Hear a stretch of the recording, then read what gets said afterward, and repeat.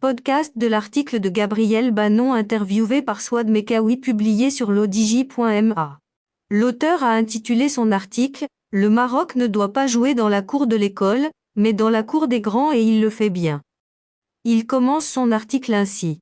Dans son discours du 20 août, Sa Majesté le roi Mohamed VI a appelé les partenaires traditionnels aux positions ambiguës à reconnaître la marocanité du Sahara. Le royaume prend ainsi une décision irréversible, qui consiste à placer la cause nationale au-dessus de toutes les considérations dans le cadre de l'établissement de tout type de partenariat bilatéral. Si le royaume était l'un des plus grands amis de la France, avec laquelle il entretenait un partenariat d'exception, aujourd'hui, les choses ne sont plus ce qu'elles étaient et le royaume fait montre d'intransigeance quant à son intégrité territoriale. En effet, la crise s'installe entre les deux pays suite à plusieurs faits avérés, dont les visas délivrés au compte-gouttes aux Marocains, dans le cadre d'une politique française de sanctions à l'égard de l'ensemble des pays du Maghreb. Mais coup de théâtre, la visite d'Emmanuel Macron en Algérie puis la décision de la France de mettre fin à sa politique de restriction de visas pour les Tunisiens, annoncée le 31 août alors que les Marocains essuient les rejets de demandes, ne relève certainement pas d'un simple fait de coïncidence. Le politologue Gabriel Bannon nous éclaire sur cette crise qui s'annonce entre le Maroc et la France. Mekawi Souad demande ainsi, on assiste de plus en plus à une crise silencieuse entre le Maroc et la France, ces dernières années. Qu'est-ce qui se passe au juste? Gabriel Bannon répond, il est vrai que les relations Maroc-France traversent aujourd'hui une zone de turbulence qu'on ne peut que regretter. Cela ne date pas d'hier et c'est dommage pour les deux parties que cette situation perdure. Il semble que les responsables français, gouvernement et corps diplomatique, n'ont pas pris la mesure de l'évolution du Maroc depuis la fin du protectorat.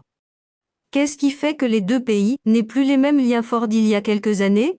Demande Mekawi Souad.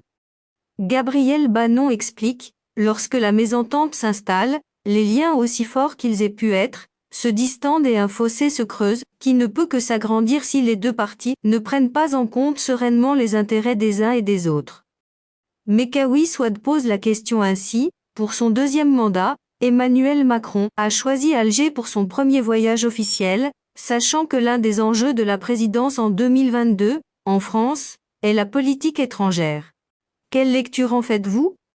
Gabriel Bannon précise que, M. Emmanuel Macron a donné la priorité à ses intérêts algériens.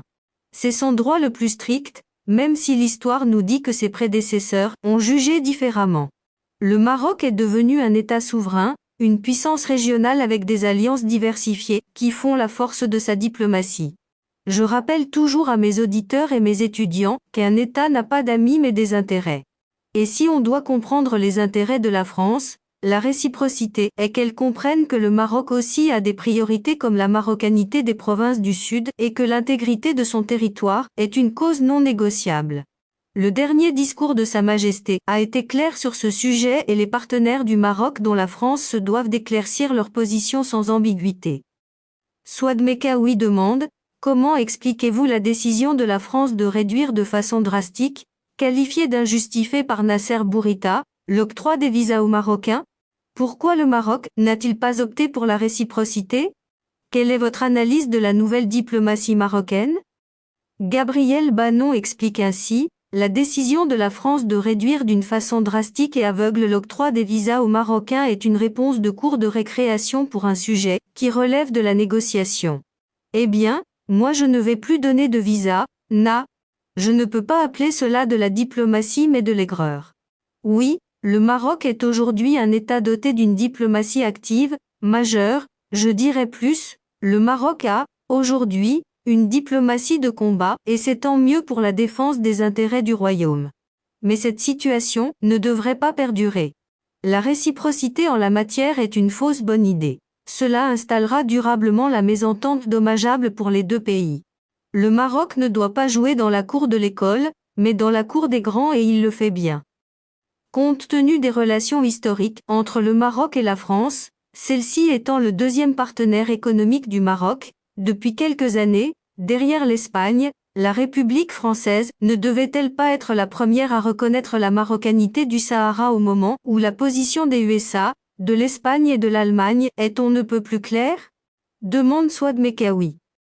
Je regrette vivement, et je l'ai d'ailleurs fait publiquement au Forum MD Sahara à Dakhla, que compte tenu de ses liens historiques avec le Maroc et de sa connaissance approfondie des réalités marocaines, la France n'ait pas été la première, avant les États-Unis et les autres nations, à reconnaître officiellement la marocanité du Sahara marocain.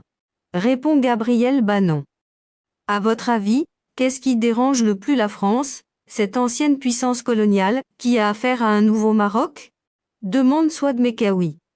Je suis persuadé que les responsables du Quai d'Orsay n'ont pas pris la mesure du développement du Maroc, particulièrement en politique étrangère.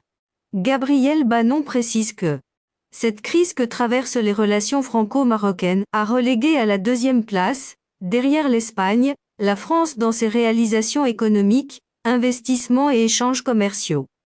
Comment la France voit-elle le rapprochement de Rabat avec Tel Aviv?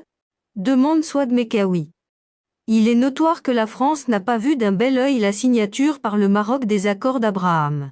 Je peux le concevoir car Israël va être et est déjà un concurrent redoutable pour le complexe militaro-industriel français. Par ailleurs, la maîtrise de l'eau et des problèmes agricoles pour des sols difficiles n'est comparable à aucun pays y compris la France. Explique Gabriel Bannon. Comment, à votre avis, les relations entre les deux pays peuvent-elles évoluer? Demande Souad Mekawi. Gabriel Bannon précise sa pensée ainsi. Je suis persuadé que cette crise sera surmontée, car trop de liens, même s'ils se sont distendus quelque peu, existent entre les deux pays. Il faut souhaiter qu'on tourne rapidement la page des visas, car les étudiants marocains risquent de se détourner des grandes écoles françaises où ils brillent chaque année.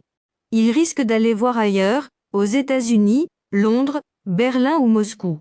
Et nous savons, par expérience, que les étudiants à l'étranger deviennent des ambassadeurs des pays où ils ont fait leurs études. Article de Gabriel Bannon interviewé par Souad Mekawi, lu par l'intelligence artificielle de l'ODJ Media. N'oubliez pas de télécharger notre application l'ODJ mobile sur Android et iOS et de vous abonner à notre chaîne YouTube l'ODJ TV si vous souhaitez être au courant des dernières actualités, podcasts et émissions télévisées.